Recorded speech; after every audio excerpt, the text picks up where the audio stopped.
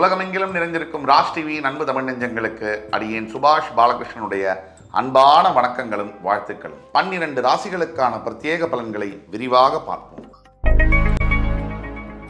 மேஷராசி என்பவர்களுக்கு வேண்டிய உதவிகள் எங்க பார்த்தாலும் கிடைக்கும். நீங்க வேண்டினாத்தான் கிடைக்கும். தட்டுங்கள் திறக்கப்படும், கேளுங்கள் கொடுக்கப்படும். இப்படிங்கிற விதிக்குட்பட்டு மேஷராசி என்பவர்களுக்கு என்னென்ன தேவைகள் இருக்கோ, என்னென்ன மாற்றங்கள் இருக்கோ, இது எல்லாமே உங்களை தேடி உதவிகளாக வரும். அப்போ நீங்க உதவி கேட்டா இன்னைக்கு கட்டாயம் அந்த விஷயம் நடக்கும். ரிஷபராசி என்பவர்களுக்கு பொருளாதார வரவு, பண வரவு, எஸ்பெஷலி டிராவல்ஸ், விசா, டூரிசம் சம்பந்தப்பட்ட பிஸ்னஸில் இருக்கக்கூடிய ரிஷபராசி என்பவர்களுக்கு, ladies textile shops, ladies women's wear சம்பந்தப்பட்ட அனைத்து தொழில்களில் இருக்கக்கூடிய ரிஷபராசி என்பவர்களுக்கு, கலைத்துறையில் பணியாற்றக்கூடிய ரிஷபராசி என்பவர்களுக்கு, ஊடகத்துறையில் பணியாற்றக்கூடிய ரிஷபராசி என்பவர்களுக்கு ஒரு பொற்கால நாளாக இன்று வருகிறது.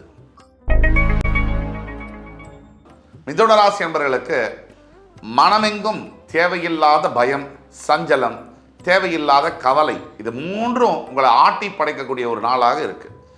இன்னைக்கு நீங்க செய்ய வேண்டியது ஒண்ணுதான். இந்த முருகப்பெருமானை நினைத்து தியானம் செய்ய வேண்டும்.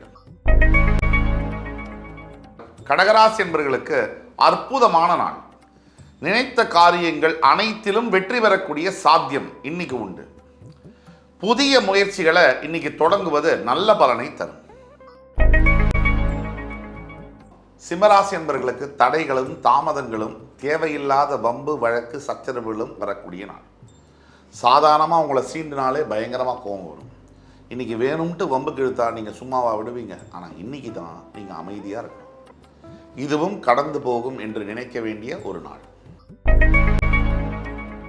கன்னிராசி என்பவர்களுக்கு உண்மை, உழைப்பு, உயர்வு, நீங்கள் எண்ணியது நடக்கக்கூடிய நாள்.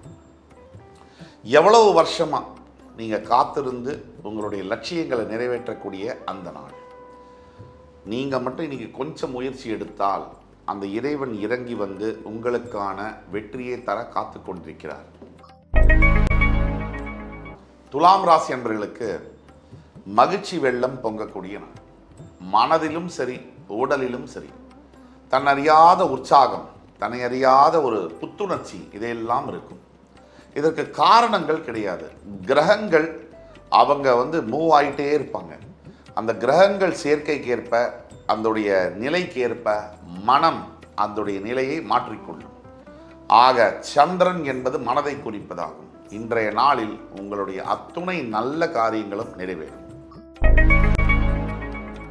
விருச்சிகராசி என்பவர்களுக்கு பரிசு மழை காத்து கொண்டிருக்கிறது. இன்றைய நாளில் பெற்றவர்கள்டேந்தோ இல்லை வேலை செய்கிற இடத்துல மேலதிகாரிகள்டேந்தோ நல்ல பரிசு என்பது உங்களுக்கு கிடைக்கக்கூடிய வாய்ப்பு இருக்கு.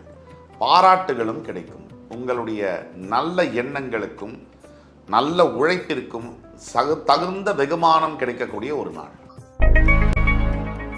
தனுசு ராசி என்பவர்களுக்கு பேரும் பெருமையும் தரக்கூடிய நாள்.